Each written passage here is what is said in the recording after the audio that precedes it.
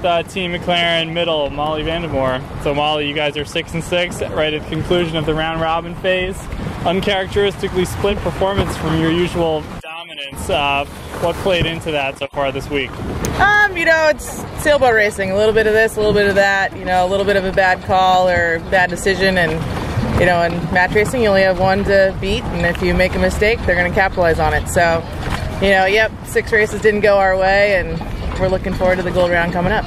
You had a very exciting come from behind win today against your training partner, Celia Lehtinen. At that point in the race, when you guys were behind and hadn't done so well this morning, did you have to dig deep to find what you need to do to win? You always have to dig deep, so it's nice that, yes, we've raced against Celia a million times, and you know, we each know what the other's going to do, so it makes every decision a little bit harder because everyone's on to the same game plan. But no, it was good fun, and we knew we could do it. It's just a matter of time, staying close and helping when we can.